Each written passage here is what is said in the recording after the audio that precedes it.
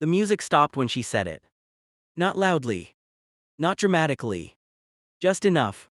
"He doesn't belong here," my wife told the security guard, her voice thin with embarrassment, like she'd stepped in something unpleasant and wanted it removed. Her eyes never met mine. The guard looked at me, my suit, my watch, the envelope in my hand with her name embossed in gold, and hesitated. Behind her, her father laughed, a short barking sound. "You really thought you were welcome," he said. I felt something detach inside my chest, not break, detach. This party cost me everything. $950 a month. $5,200 each term. 3 years of payments that left my account quietly, obediently. I funded the room I was standing in. The guard shifted closer. I didn't argue. Didn't explain. Didn't remind anyone who paid for the champagne sweating in their glasses.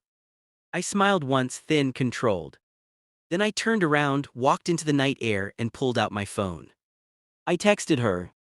"Congratulations, don't worry, I won't make this harder than it has to be." She didn't reply. That was when I knew I was done pretending not to see.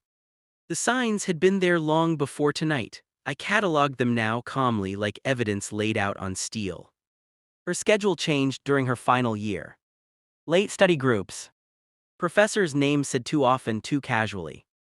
She stopped asking me about my day, stopped touching me without purpose. When she did, it felt procedural, like maintenance.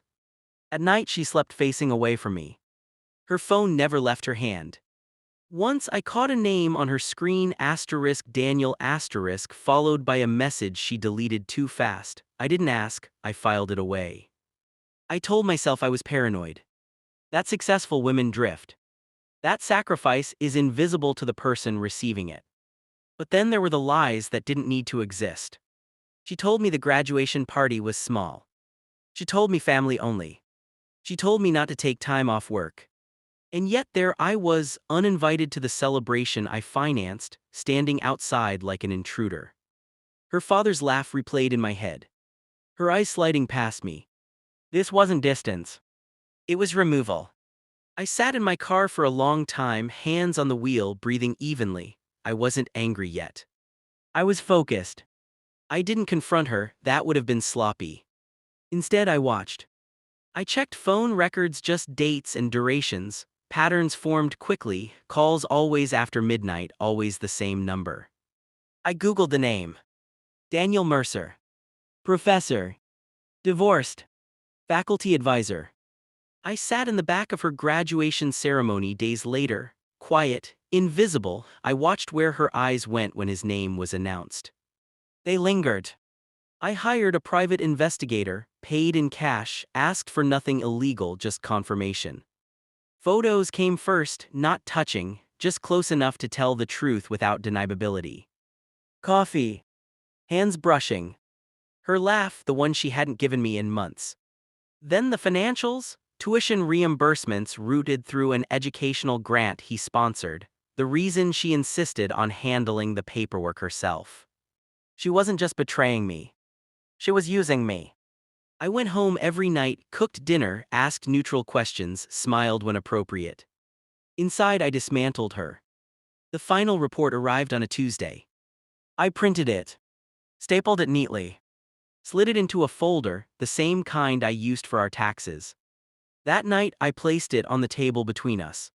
She froze. "What's this?" she asked. "Read it," I said. Her hands shook as she flipped pages. Photos, dates, messages reconstructed from cloud backups she didn't know existed. Her face collapsed inward, not guilt, fear. "You followed me," she whispered. I tilted my head. "You erased me first." She tried to cry, it didn't land. "It didn't mean anything," she said. "It was stress, you weren't." "I know," I interrupted. "You were busy becoming someone who didn't need me." Silence stretched. Finally, she asked the only question that mattered. "What are you going to do?" "I already did it," I said. Her brow creased. I slid one last document across the table, a withdrawal confirmation, every remaining tuition payment canceled, grants disputed, a formal complaint filed with the university, anonymous, precise, impossible to ignore. Daniel Mercer was being investigated for ethics violations. Her degree under review. You can't, she said, standing now. You ruin everything. I stood too, calm, balanced. You told security I didn't belong, I said. I finally agreed. Her phone buzzed, then again she looked at it, went pale. Daniel, I assumed. I picked up my keys. No yelling, I said, no scenes, I'll be gone by morning. She reached for me then, desperate. I stepped back. I left before sunrise.